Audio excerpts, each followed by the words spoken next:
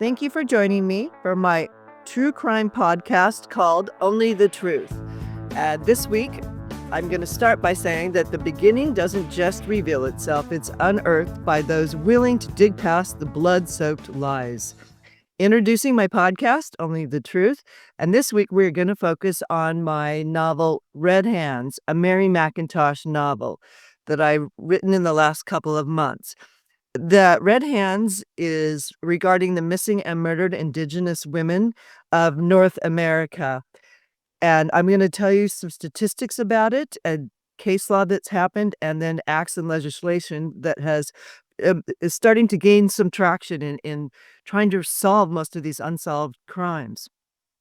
The Red Hand symbolizes the ongoing crisis of missing and murdered Indigenous women called the MMIW movement in the United States, particularly among Native American communities. The red handprint is often seen painted across the mouth of those who are advocating for the MMIW movement, representing the silenced voices of these women who have been victims of violence, kidnapping, and or murder, often without improper investigation or justice. The crisis is rooted in a long history of systemic marginalization, lack of proper law enforcement response, and jurisdictional challenges. Red Hand's disappearance of Native American women in the United States has been happening for generations. Many Indigenous women go missing or are murdered at rates far higher than that of other populations, and their cases often go unsolved due to these jurisdictional issues between tribal, federal, and local authorities. And there's a lack of resources supporting the investigation and societal neglect overall. The Red Hands movement has gained traction with advocates, families, and activities that have been commenced to raise awareness through marches, art, social media campaigns, and legislative efforts. Some states have begun forming task force to address this, but the issue remains deeply rooted and entrenched and complex. The Red Hands symbolizes both the silence imposed on these women and the bloodshed resulting from their violence that they face. The disappearance and murder of Native American women is tragic and systemic. I'm going to start by talking to you about some of the cases that have happened. Hannah Harris, who was a member of the Northern Cheyenne tribe in Montana, was murdered in 2013, and her body was found days later. Her death prompted the creation of Hannah's Act in Montana to improve legislation and investigation processes for missing Indigenous people. Ashley Loring Heavy Runner was a member of the Blackfeet Nation in Montana, disappearing in 2017, and her case remains unsolved. She became the symbol for many missing Indigenous women whose cases received little or no attention. Olivia Lone Bear, who was a member of the 3 affiliated tribes in North Dakota, went missing also in 2017, and her body was found months later in a submerged truck. The circumstances surrounding her death are still very unclear. Sarah Stops Pretty Places was murdered as a member of the Crow and Northern Cheyenne tribes in Montana. In 2019, Sarah was found dead under suspicious circumstances, and her family continues to advocate for her justice. While the term Red Hand is symbolically used for the MMIWG movement, there isn't a specific group or individual perpetrator known as a Red Hand responsible for these deaths. The red handprint across the mouth is a visual seen in many protests with girls and women of violence that have had to experience societal neglect. The movement encompasses thousands of cases, many of which remain unsolved and unreported. Continuing with women who've been murdered is Mary Ellen Johnson Davis. She was a 39-year-old Native American woman from the Tulalip tribe near Seattle, Washington. And her body, she disappeared the day before Thanksgiving in 2020 without answers. No idea who killed her or why, but the family believes that she might have been either targeted by her drug supplier, or possibly the fact that she had just been awarded a $400,000 settlement against that she'd filed because she was abused and neglected in foster care. Jamie Yazzie was a Navajo woman and mother of 3. She disappeared in 2019 in Pinion, Arizona, and her remains were found a few years later, uh, on a nearby reservation. Her boyfriend was eventually sentenced to life in prison for her murder in 2024. But these cases underscores the violence faced by Indigenous women in the United States. Legislative development include Savannah's Act and Not Invisible Act, both signed into law October 10th, 2020, with the acts to address the MMIW movement and to help improve data collection, enhancing intergovernmental coordination in law enforcement, and increasing resources for combating these crimes against Native American women.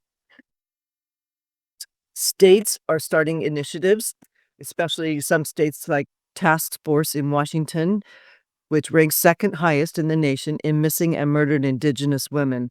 So they have created this task force to help tackle this problem of underreported, and no justice for these women. Some public figures have gotten involved recently in this movement.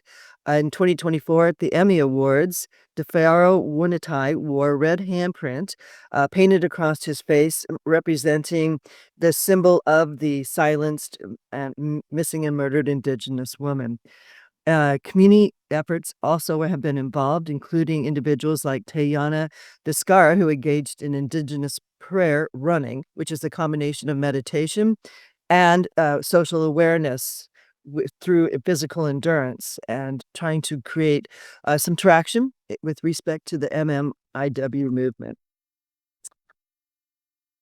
Another documentary that was filmed recently is called Missing from Fire Trail Road, and it again addresses these marginalized women whose crimes go underreported and under-investigated, and prosecuted.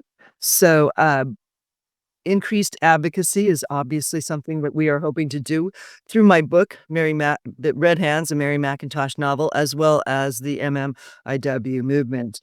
Now, starting in 2024, there was a National Week of Action, April 29th through May 5th of 2024, honoring the missing and murdered Indigenous women in North America.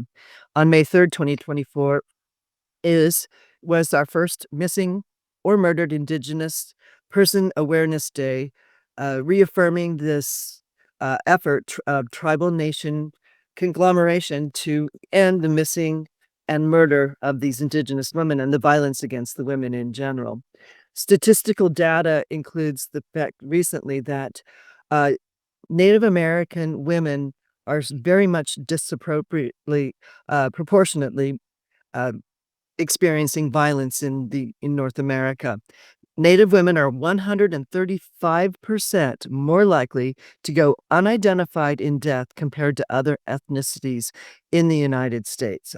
135%. That is a large number. With respect to the data gaps, many of these cases of the missing and murdered Indigenous women go unreported, and which leads to significant data collection gaps, which hampers the ability to prosecute these crimes because they're not reported. Jurisdictional issues are complex with respect to tribal, federal, and state jurisdictions, and trying to com get these to coordinate with one another and help each other instead of hampering each other, which is impeding the investigation and reporting of these crimes. Some grassroots movements have also been undergoing, and studies indicate with respect to the information gathered as a result is that missing and murdered Indigenous women face murder rates up to 10 times higher than the national average in certain areas. In 2016, a report from the National Institute of Justice revealed that 84% of women who are Native American experience violence in their lifetime, and 56% experience sexual violence. I mean, those numbers are ridiculous. 84% of Native American women experience violence in their lifetime. 64 5% sexual violence. So They believe that there's probably over 10,000 unreported cases, which means that there are at least 10,000 cases out there or more of these missing and murdered Indigenous women, and there's very little reporting on it. For example, in 2016, the National Crime Information Center reported 5,712 cases of missing Indigenous women in the United States. That's just in 2016, 5,000 cases. Only 116 of those cases were logged in to the Department of Justice database. That means only 2% of the cases of 2016 were logged into the database. I mean, how can that be? These statistics don't lie. These women's names are real. We've talked about them specifically. And now I'm going to pivot a little more about my book. It's Red Hands, a Mary MacIntosh novel. Um, I'm going to quote from Mac in the novel, which she says, "If the law can't find them, then I will. These women deserve more than a missing persons report. They deserve their lives back." And Mac is passionate about this. I personally grew up in Sheridan, Wyoming, where this is based. And my best friend growing up was a Crow Native woman, and um, I care very deeply for the Native American population in general. They're a very large part of the culture of Wyoming. Our annual rodeo, the natives are worshipped. They do a big powwow. It's so fun, and the Indian relay races are a highlight of the rodeo in my hometown of Sheridan, Wyoming. And it's Indigenous men racing horses bareback, and it's quite the show at the rodeo. People go to our rodeo sometimes just for the Indian relay races. So, well, with respect to these grassroots movements I've been speaking to, the Savannahs Act and Not Invisible Act are ways to raise the awareness to this ongoing crisis. Another grassroots project was the Red Dress Project, Sisters in Spirit, and Walking with Our Sisters. And they're all grassroots groups that are calling to action the MMIW problems in America, the crisis that we face. As Mary MacIntosh writes, "For every woman stolen, there's a story that must be told." And Mary MacIntosh is here to tell it. So I'm going to read a few reviews that have come in for Red Hands, a Mary MacIntosh novel.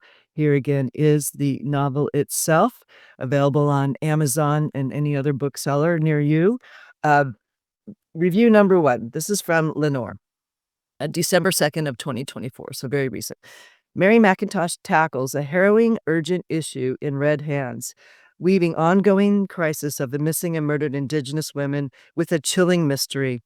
Set in Sheridan County, Wyoming, the story follows Mac as she unravels a trail of cryptic letters and ciphers left by the killer targeting Native women. In the infamous Zodiac Killer, decades past, is this the person who's involved and responsible for these missing and murdered Indigenous women, or is this a ruthless copycat? Through the lens of suspense, MacIntosh sheds light on systemic injustices and silenced voices. A thought-provoking and heart-pounding read, Red Hands balances social awareness with masterful storytelling. So that was a very nice 5-star review by Lenore. Now I'll read another review from Stephen Max Finkelstein, who did this review November 15th, 2024. Another nice 5-star review. This one's a little longer. The intimidable Mary MacIntosh is back with another adventure. This time, the prosecutor from the county of Sheridan, Wyoming, must figure out whether a murdered Indigenous woman has been the latest victim of the infamous Zodiac Killer. The ruthless butcher was last thought to be active in the 1960s and 70s, and it's impossible that he is still pursuing his blood-drenched hobby. Or is it? One thing is certain, a woman is dead, and it has rocketed the town of Sheridan to its core. Mary MacIntosh feels this murder deeply, as she is convinced that she is the only one that can set things straight. Trying to get justice for the victim, though, could put her squarely in the line of fire. Red Hands by Maureen Ann Meehan is a suspenseful mystery story that might call to mind similar works of Clive Cluster and Janet Ivanovich. There are numerous revelations and plot twists that take this tale in directions the reader might not have expected. Mian is a gifted at tying historical events to fictional elements that compose this inventory of a story. Her protagonist, the feisty Mary MacIntosh, may be made up, but the Zodiac Killer was all too real, and his murder spree was never solved conclusively.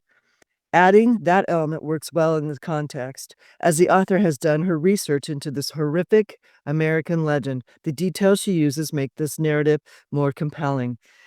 Mac is also fun to spend some time with, as her quest for the truth takes her into dangerous situations involving a well-developed supporting cast.